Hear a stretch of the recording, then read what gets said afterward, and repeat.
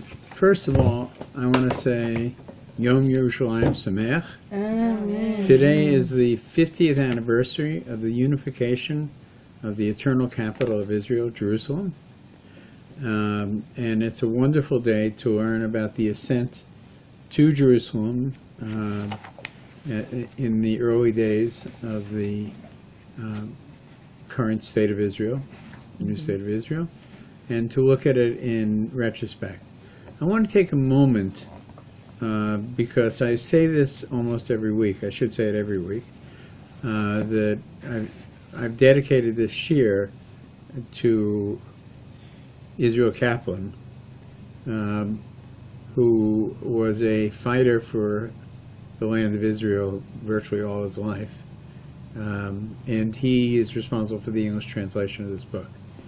On this special day, I want to read his dedication on the book, which was to his parents. The translation of this important work is dedicated to the memory of our dear parents, David Lewis Kaplan and Sarah Kaplan. Although they are now in their final resting place on Har HaMenuchot, we take great comfort in knowing that their grandchildren and great-grandchildren fulfill the mitzvah of Yeshuv Eretz Yisrael every day. May this book inspire Jews to strengthen their commitment to Torah and to the land of Israel. Israel and Susie Kaplan. Yeah. So we're on page 82 of this book, which is chapter 9. Chapter 9 began with a couple of questions. One is, is God pleased when those people who desecrate Shabbos settle on the land? Second question, the land spits out sinners. Why do the Zionists bring them back? Third question, isn't it preferable for sinners to commit their misdeeds in Chutz La'aretz, right, outside of Israel, in exile? So just very briefly, we dealt with some of these questions earlier, and we noted that historically, not everybody who entered the land was a tzaddik by any means. And it seems that if God has to choose between not having his children in the land of Israel or having his children in the land of Israel and them not being perfect, he chooses the second. Third, we explored the fact that life in Eretz Yisrael was not a life that pushed people away from Torah, no matter what people say. And you can look at it historically. You know, those people whose families came to Eretz Yisrael, are they more or less religious than the ones who stayed behind in Eastern Europe, in Spain, in America? And the answers are obvious. That there is more Torah today in Eretz Yisrael than there has ever been. There are more shuls, there's more devotion. And clearly we see that even though the founders of Eretz Yisrael, some of them, did not feel that they were religious, it seems that the spark that was within them, maybe in spite of themselves, was very much committed to a Jewish way of life. And so now we'll move forward with this, and he's going to start to give examples of those who, you know, are not what we would consider to be an example for our children as to what a Jew should be, but how it worked out. So we ended with, I'll read the last paragraph prior to where we ended.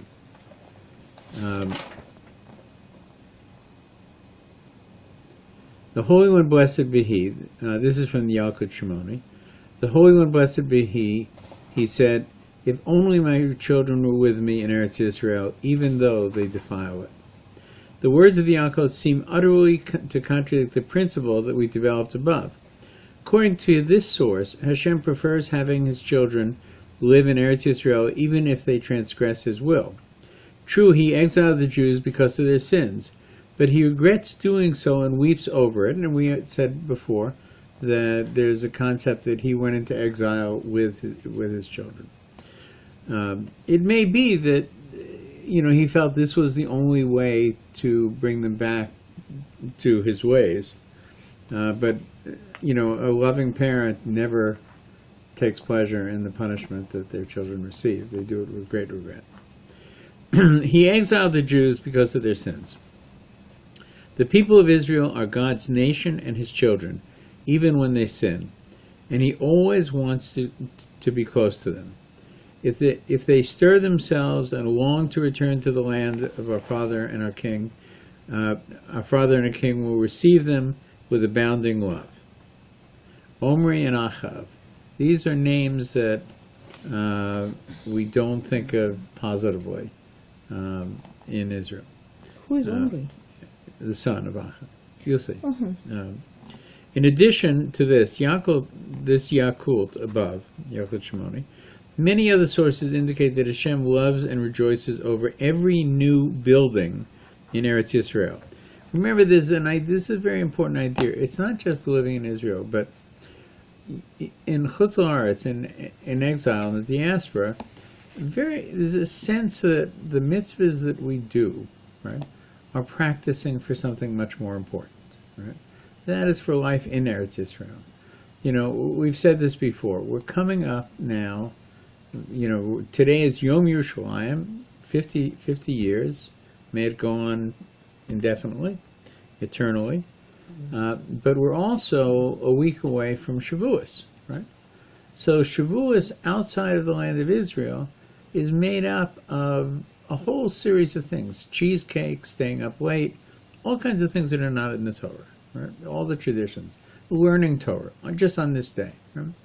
And it's because we're trying to keep this, I believe, trying to keep this very, very important holiday alive, even though we don't have any mitzvahs connected to it, because we're not in Eretz Yisrael.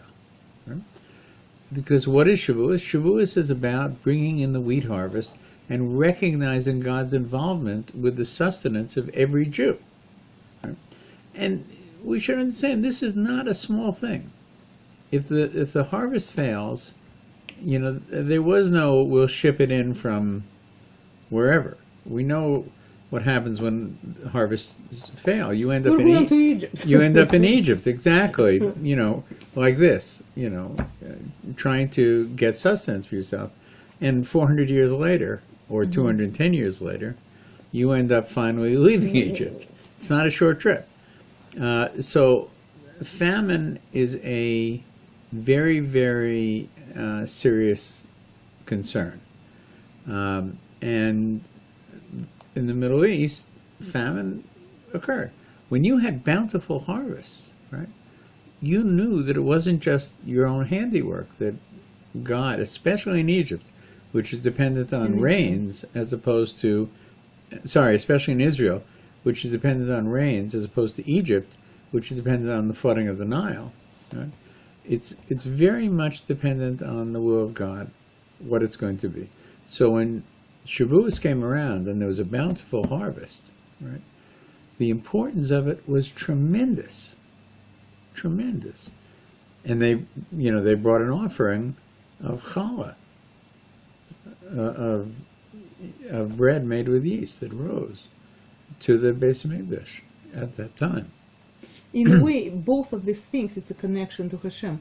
Shavuos now, a learning of Torah, because this is only where we can really connect in Chutz La'aretz. Can you put this under your clipboard? I'm sorry. I have a reason why. Okay. Yeah, good. I'm sorry I interrupted you. It's fine. So my point, what is the Shavuos in Chutz La'aretz? It's a connection to Hashem through learning.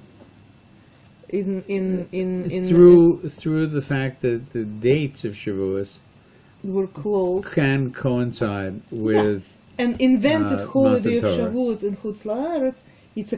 Celebrates connection to God through learning, through God's gift. Learning, through cheesecake, through God gave us a gift, matan of Torah, and we're But during the living in the land, in actual land, the harvest, it's another gift Hashem gives you.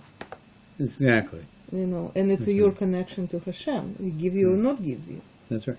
So why did I stop to raise this about Shavuos? Was that we can't celebrate Shavuos as the Torah tells us to celebrate it without actually having sovereignty in our own land.